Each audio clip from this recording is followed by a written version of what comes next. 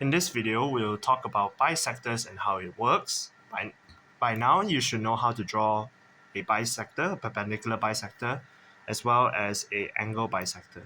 Now, although you should already know how to draw these two bisectors, some of you might be considering, why does this actually split my line so neatly into 90 degrees?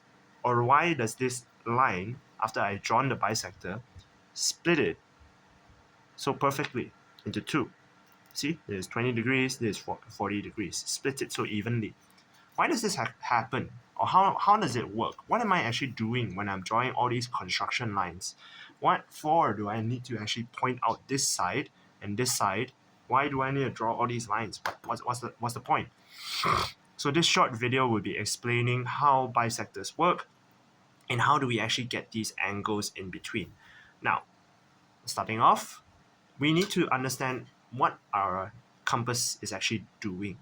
This length from your needle until your pencil, what is actually that length here? Let's say I have a 2 cm opening. Let me just open up to 2 cm. What is this gap here? What is this length here? If I were to draw a circle just going around here, oops, draw a circle. I draw a circle and then let me just mark the center for you. Center is here. What is going on here? What is this gap here? If you pay attention, okay, I'll just draw, this is a 2 cm. Okay, I think it was a bit off, 2.1. Yeah, okay, 2.1. This line right here from your needle to your pencil is actually your radius. Now, your radius, if you remember what a radius is in a circle, means that no matter where the line is, as long as it's touching the circumference and it's touching the center, in other words from here to here, it will always be the same length. In this case, 2.1. See that this line is 2.1. No matter where I draw the line, as long as it is from the center to the circumference, touching the center and circumference, it will always be 2.1, no matter where. So essentially, what the circumference is, or what the circle is, it is all the possible areas where a line of 2.1 can be formed. And then no matter what I do with my compass, this gap here does not change. I will always have the same length of 2.1.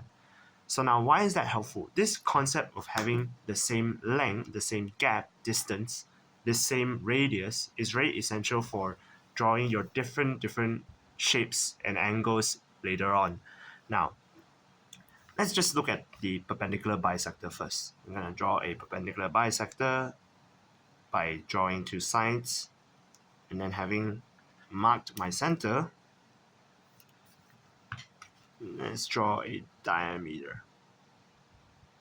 Now, first question, why do I need to mark these two sides? Some of you may be able to answer, I have a diameter, or I make these two lengths the same because these two are radius, okay, and then they are in a straight line.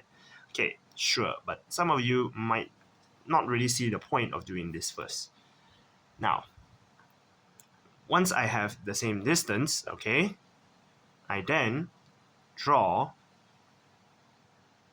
the top part, the bottom part. This is just how you draw a perpendicular bisector. If you do not know how to draw a perpendicular bisector, please refer to the previous chapters. It should be under 5.3, constructions. Now,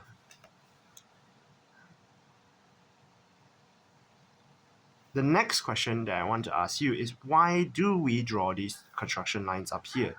Why do I draw one line up there? What's the point?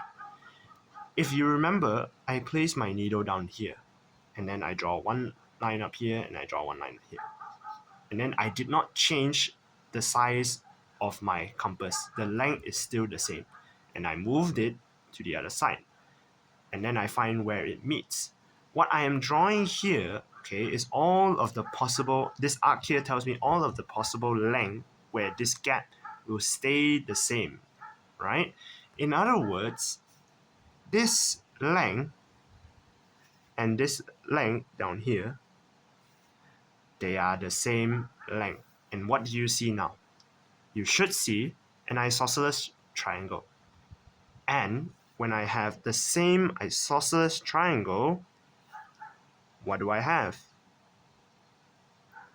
I have a rhombus. Now, because I have a rhombus, the 2 points up here is actually the line of symmetry.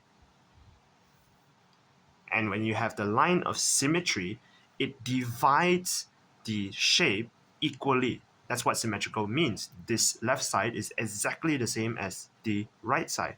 So because it divides it equally, this straight line, now it is divided equally. From 180 divided equally, it will be divided by 2. It is now 90 degrees.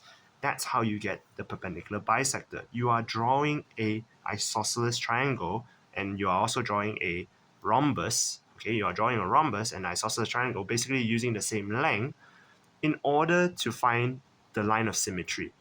This here, this is a line of symmetry where it folds into half. Now let's look at the angle bisector now.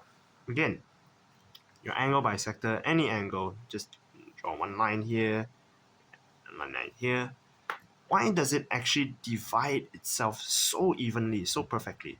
It's because once I do one marking here and one marking here, what am I doing? What am I doing? I have this line being the same as this line. And then taking the same distance, I mark one line here and I mark one line here.